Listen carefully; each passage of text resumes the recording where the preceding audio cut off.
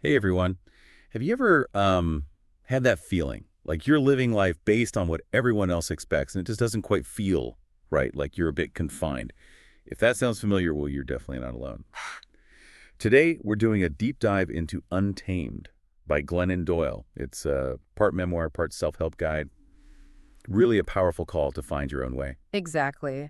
And our mission here is to sort of unpack how this book encourages you to maybe break free from those rules society hands us, and start living based on what you truly feel deep down. It's about getting back to that core self. Right. And she uses this amazing metaphor right at the heart of it, the cheetah. I found that really powerful, this like incredible wild animal, but it's been trained, domesticated almost. Mhm. Why is that such a key image for her?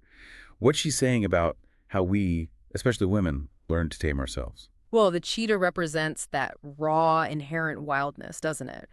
Doyle saw one in captivity, trained just to chase this, like, fake bunny around a track, completely cut off from its real nature. And she saw that as a symbol for how women are often conditioned to be good, be quiet, look nice, don't cause trouble.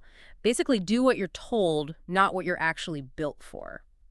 The big idea there is maybe we're not broken, we've just been trained out of our own wildness. Okay, so that's the first step, recognizing that taming from the outside. Yeah. But then Durrell points us inward, right? Something she calls the knowing. Can you talk about that, this deep inner voice, your intuition? How does she suggest we actually listen to it with all the noise out there? And crucially, how do we trust it? Ah, the knowing. Yeah, that's central. Doyle really emphasizes needing to slow down, turn inward, and actually listen to that quiet compass inside. Instead of just reacting to all the demands from, society, family, even our own fears, her own story is kind of the proof in the pudding, isn't it?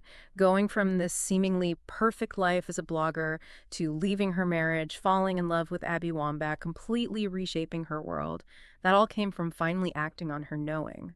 It's about trusting that voice, even if it goes against everything. Wow. Yeah. It's huge and probably quite scary for a lot of people. It feels like a really fundamental shift. Another thing she talks about, which might challenge how we're taught to operate, is about emotions. We often try to numb them, right? Keep busy, please people. Yeah. What does Doyle say about actually feeling everything? Why is that important, even powerful? Right. This is maybe counterintuitive for some. Instead of pushing feelings away, especially the painful ones, Doyle argues that feeling them fully isn't weakness. It's actually where our power is. She talks about her own experience, how embracing pain, not running from it, was key to her recovery from addiction. So for her, feelings are like messengers. You need to listen to them, not shut them up, if you want to live, well, untamed.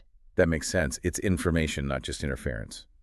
And does this idea extend to how she thinks about parenting? I know she challenges the idea of raising obedient kids.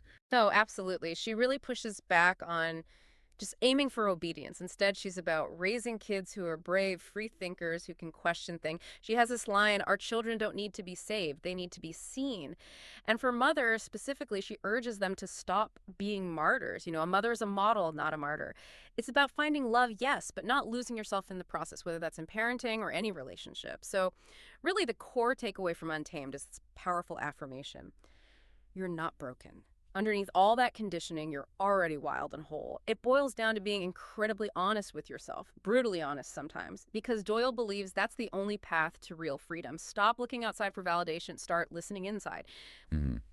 There's a quote from the book that just nails this, I think.